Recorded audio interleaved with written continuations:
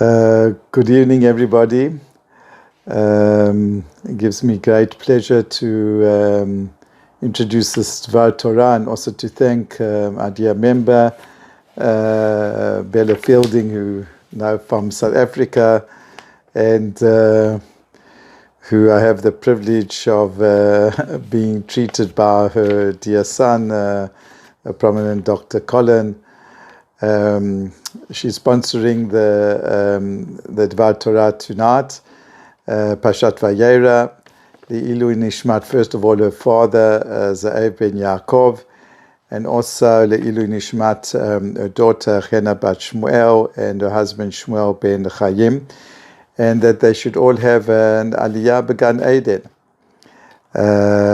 We thank you very much for sponsoring this Dvar Torah, and I said, as I say, Bezrat Hashem, B'schut the Divrei Torah, amongst other things, they should all have an Aliyah in Gan Eden. There's a very, very interesting explanation of Rav Soloveitchik on the timing of the last test of Avraham Avinu, the test of the Akedah. Of course, we know there are many, many aspects to this test of the Akedah. And Rav Soloveitchik he emphasizes a couple of them, and I just want to share one. And he says if we look at the timing of when the Akedah happened, that will reflect some of the difficulty of the Akedah.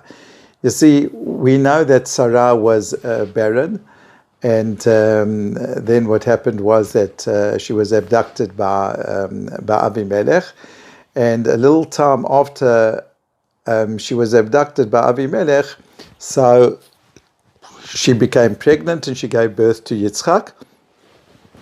And then the Torah narrates about and tells us about the enormous, the most difficult and enormous Mesirut Nefesh of the Akedah. So already the Midrashim say that point out on the basis of various diukim in the psukim that it always at that time in the gossip columns and in the newspapers and in the other media, whatever they were, there were rumors that to say it very bluntly, that Chas v'Chalila, that Yitzchak was a mamzer, that he was sired by Avimelech. And the circumstantial evidence seemed to point in that way, because Sarah had been married to Abraham for many, many years, excuse me, and she couldn't give birth to a child, and child was adopted, Ishmael. And then suddenly, when Avimelech abducts Sarah, so then after a certain amount of time, you see that Sarah gave birth to a child. And now, so this is what precedes the Akedah.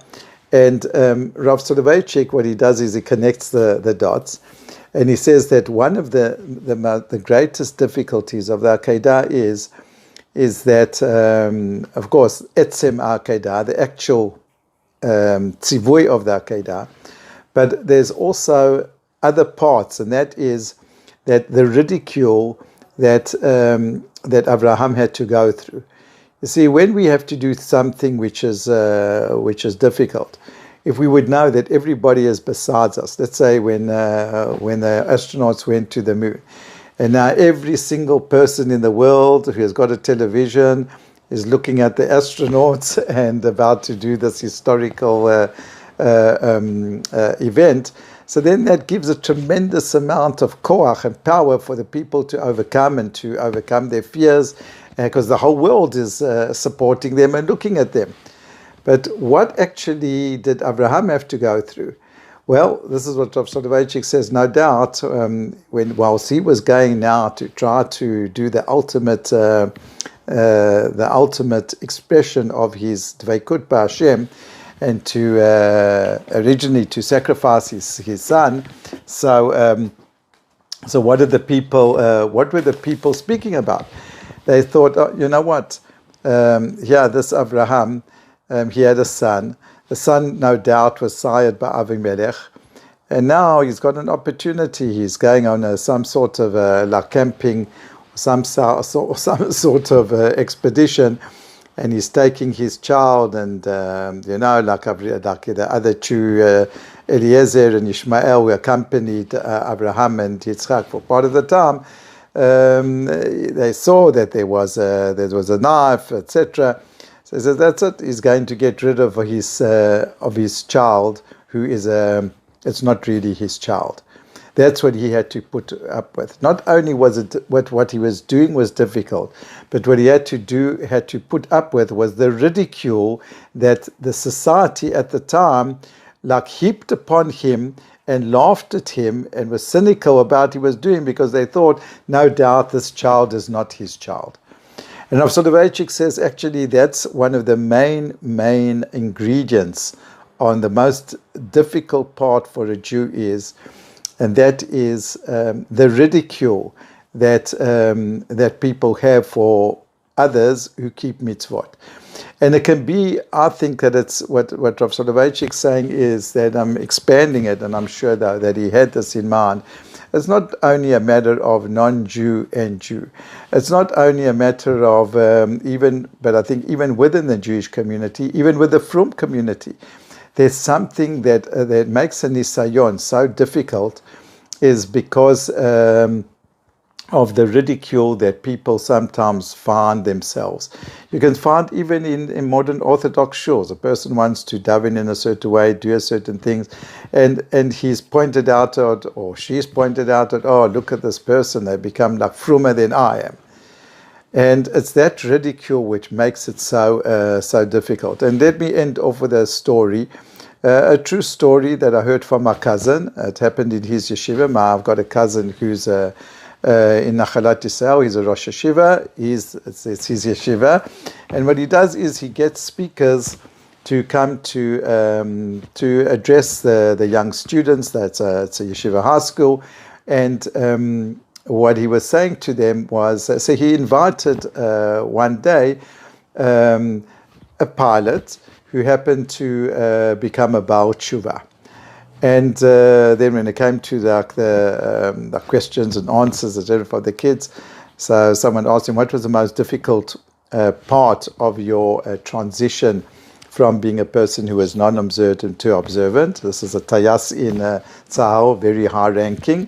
I want to mention his name. And what he did was he said as follows. He said, when he said, I was so lucky when the most difficult part was putting on a kippah.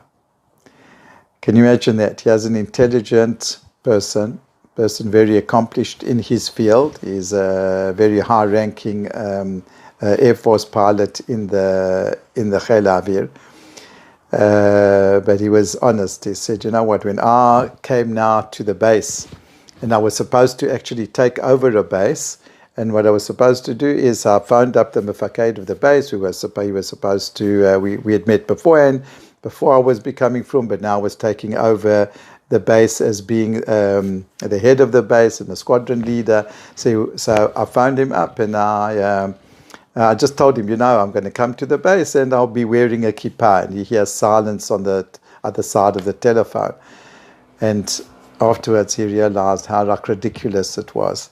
That the person, the other mefaked, couldn't understand, why are you telling me this information? It's totally irrelevant.